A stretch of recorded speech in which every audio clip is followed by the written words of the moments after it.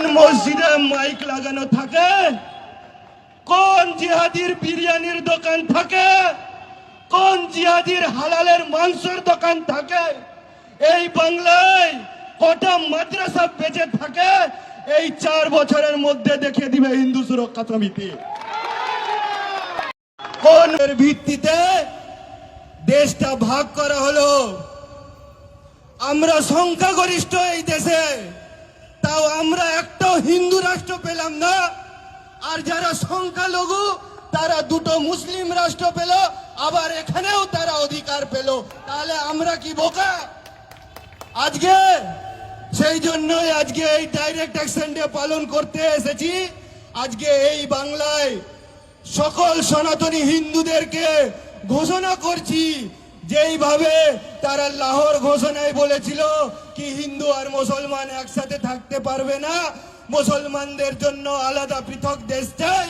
আজকে আমরা এই বাংলায় বলছি কি আমরা মুসলমানদের সাথে থাকতে পারবো না, আমাদেরকে পৃথক ব্যবস্থা চাই আর এদেরকে বাংলাদেশ পাঠাতে হবে।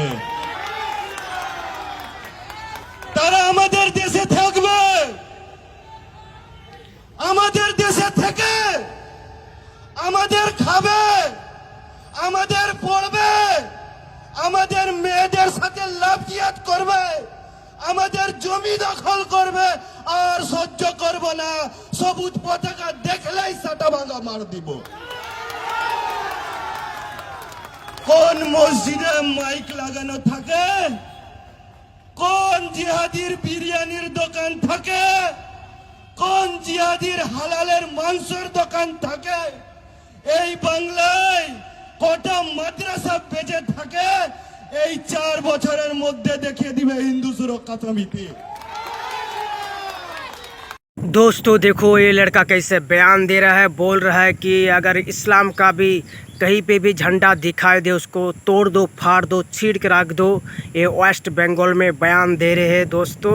बोल रहे कि मस्जिद को तोड़ दो, वेस्ट बंगाल को मदरसा को तोड़ दो। वेस्ट बंगाल में एक भी मुस्लिम नहीं रहना चाहिए, सब मुस्लिम को यहाँ से हटाओ और बांग्लादेशी भेजो। आपका क्या राय है कमेंट करके बताओ। इस तरह का वीडियो देखने के लिए हमारा चैनल को सब्सक्राइब लाइक कर दो।